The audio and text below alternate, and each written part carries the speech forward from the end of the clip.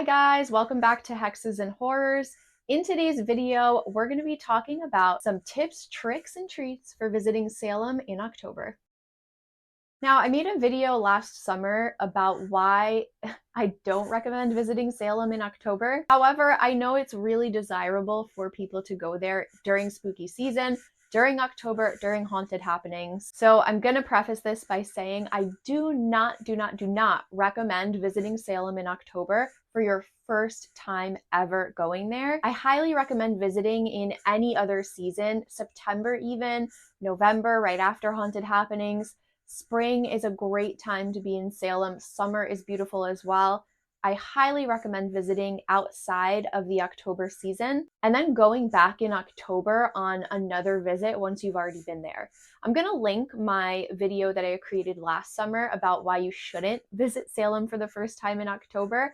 I'll link that here for you so you can check that out as well and see the reasons why I don't recommend visiting in October for your first time. That being said, if you've already been to Salem and now you're going back in October, or if you're not going to listen, which is fine too, because you do what you want to do, and you are going to Salem for the first time in October, I'm going to give you some helpful tips, tricks, and treats. There's really no treats. The treats are the tips and tricks for visiting in October. All right, let's get into it. My first recommendations have to do with where you stay and how you transport yourself to downtown Salem. So you have two different options. You can either stay right in downtown Salem so that everything is pretty much within walking distance from where you're staying. Now, that could involve either driving to Salem in your own vehicle if you live within driving distance, or that could involve you flying into Boston's airport and then taking an Uber to Salem from there, which is about a half-hour drive. Both options are fine, but they are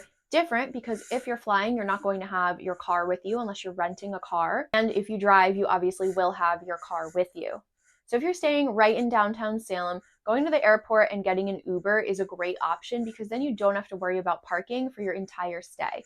You can just use public transportation. If you're staying in downtown Salem, again, almost everything is within walking distance. You can also take the Salem trolley and kind of do a hop on, hop off situation. Now, if you are driving to Salem and you're taking your own vehicle with you, that's going to be a little bit more complicated. Parking is a huge issue in October in Salem. There's so many people coming into the town. It is very congested. The traffic is very congested. And depending on what traffic looks like and what time of day and what day it is that you're driving, that could really affect your schedule for the day and could hold you up quite a bit. There are a lot of parking garages in Salem, but they fill up incredibly quickly, especially on weekends. And they are very expensive because, of course, there's a lot of price gouging going on. Everybody knows that there's tons of people coming into town. They want to take advantage of that and make money off of it. So you have your parking garages where there's kind of metered parking. You'll get a ticket and then pay at the end of your stay. Then you also have parking lots popping up throughout town that smaller businesses are running, or even just locals who have parking spaces to offer, and they can be expensive. I haven't used a parking lot in Salem personally since I was in college. So it's been a while, but most of them are by hour, and a lot of hotels and Airbnbs there don't have a ton of parking. The Hawthorne Hotel is the only hotel I'm aware of, and possibly the Hampton Inn, that have a parking lot available for guests. But even the Hawthorns is first come, first serve, and there are not necessarily enough spots for all the guests that might be staying in the hotel at any given time. So it can still be a big challenge. Smaller bed and breakfasts and hotels like the Stepping Stone Inn, for example, have like a few parking spaces available, but again, not enough for every single guest that's staying. So definitely do your research depending on where you stay and see what the parking situation is and where you might be able to leave your car.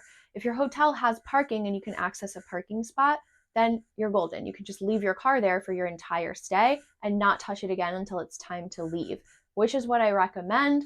And walk where you need to go. Take the trolley, take the train if you want to go outside of Salem, or take an Uber. Now, all of this being said, it sounds really kind of chaotic and nerve-wracking for someone who might be visiting. My husband and I visited after we got married on Halloween weekend of 2021, and I was really concerned about all the parking situation and transportation because I knew how crowded it was going to be, especially because it was Halloween weekend. And we got into Salem, I want to say around 9 p.m. And I was so nervous that we weren't going to find a spot. We were staying at the Hawthorne Hotel, and I know that their parking's first come, first serve. So I imagined that on a Friday, which is when we had arrived, that people would have been coming up for the weekend earlier on Friday and taken all the parking spots. However, we were able to find a spot like that as soon as we got there. There was an open spot in the lot, pulled right in, didn't move our car until we left. Then we took an Uber over to the Salem Night Fair, which is a great vendor fest run by Black Veil Tattoo. It takes place in Pioneer Village. If you have a chance to check it out, definitely do. It only runs in October and only on 2 specific weekends. So we took an Uber from the Hawthorne to the Salem Night Fair. And again, I was really concerned about traffic and just having it take a long time to get there. There was barely any traffic. I know things kind of shut down fairly early. And like I said, it was probably 9:30 p.m. at that point. But we had no issues getting parking, getting an Uber, getting over there. There wasn't really crazy traffic. There was a lot of activity, but we weren't sitting in traffic for a significant amount of time. So we kind of had an opposite experience of what I warn everybody about, but I wasn't expecting that to happen, and you do want to be prepared in case that's not the case that you're facing. So again, before you go, do your research on parking lots, the parking situation, depending on where you're staying, if you have a car with you, and make sure that you are prepared. There is no street parking in October in Salem. It's only for residents. If you park on the street, you will probably get your car towed or get a very large ticket. Don't do that. We want to be respectful of their rules. So just do your research and be prepared. Or again, if you're flying in, take an Uber and you don't have to worry about parking. All right, a couple quick tips on walking around for the day. You've probably heard it before. Wear comfortable shoes. Everybody says that. It's kind of one of the #1 tips that most people give. You are going to be doing a lot of walking. Salem is a walking city, so definitely wear shoes that you're comfortable walking around in that aren't going to hurt your feet. Other tip is to bring a water bottle with you for the day. You want to stay hydrated. You don't want to have to constantly stop and look for water somewhere. If you're not hydrated, you're going to end up being miserable, not feeling your best. I always just bring a water bottle with me, even if it's a small one, so that you have something to drink throughout the day. It's going to be so crowded in October, you're not going to be able to just pop into a bar and ask for water. Bring layers and pack for unpredictable weather. The weather can change in an instant in Salem, and even when the weather forecast says one thing, you get there and it could be something totally different. It is right on the water as well, so it tends to have a breeze and be a little bit chillier. So just be prepared with some different layers and different options in case the weather does change. Again, you're going to be walking around all day, so layers, maybe bring a little backpack with you, keep your water bottle in there, keep a light jacket, a little sweater, cardigan, whatever you need to either layer up or layer down. Next tip is don't have super high expectations of seeing everything you want to see on your trip. Again, it's very crowded in October. It's really congested. There's a lot going on. Every person that I know of who has visited in October for their first visit ever has been disappointed in some way because they had all these plans of things they wanted to do and see, and they just didn't have the time to because of how crowded it was, because of a lack of preparation and planning, and because they thought it was going to be this magical thing that they see online, and they got there and it was just swarms of people like you're in Disney World. Not to take away from the magic that is Salem in October, but again, people have this image of what it's going to be like, and then they get there and it's just not that. So don't have super high expectations. Don't make a jam-packed schedule. Find a few things that you really want to do for your first visit, if it is your first visit, and just focus on those couple of things or few things, not having a jam-packed day every day you're there. That's going to make it tiring, possibly miserable. You're going to be irritable.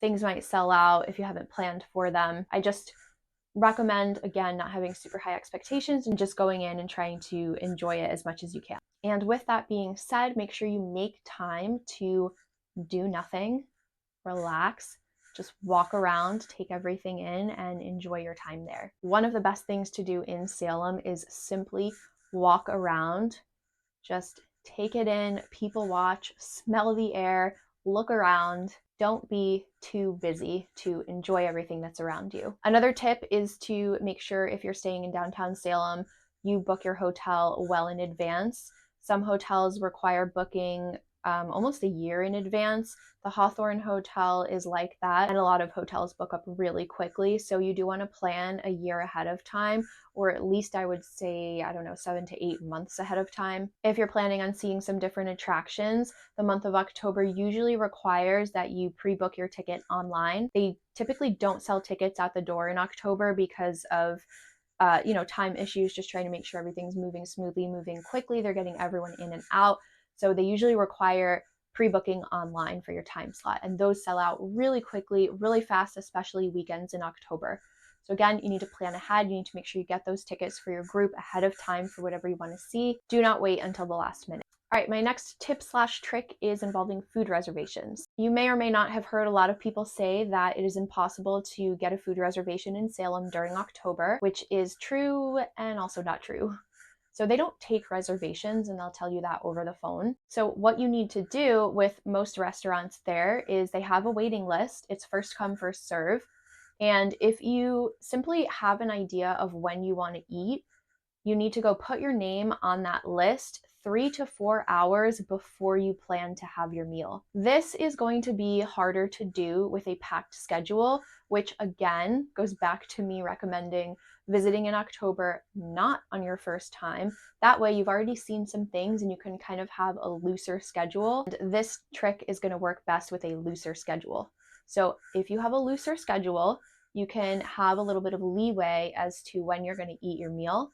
So making that reservation or putting your name on that list 3 to 4 hours beforehand is not going to impede on whatever other plans you might have. They'll call you when it's your turn and you have to be ready at that time to go have your meal. So if you've got a packed schedule and you have a lot of different things you're trying to go see and they call you, you're busy, you're online for an attraction, you're going to miss your turn and you're not going to be able to have that sit down meal. So if you plan properly and maybe do all the things you want to do earlier in the day and then have a looser schedule at night, you can plan to have a sit down meal that way by putting your group's name on a list 3 to 4 hours beforehand. It essentially is like a reservation. It's just a little bit more loosey-goosey. You need to be a little more flexible. But I have visited in October multiple times and have never had an issue eating a meal because that's what I do. Another recommendation for meals is trying some of the non-popular spots, some of the places that are not all over social media. There are a lot of other restaurants that people don't really talk about online.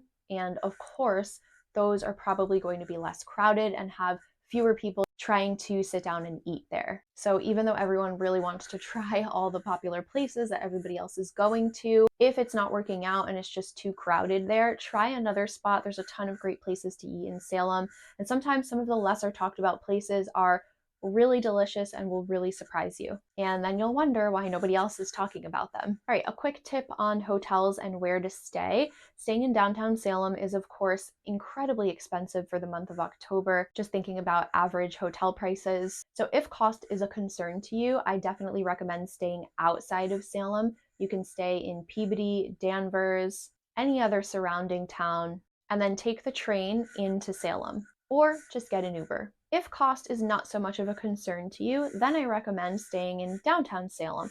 That way everything's within walking distance.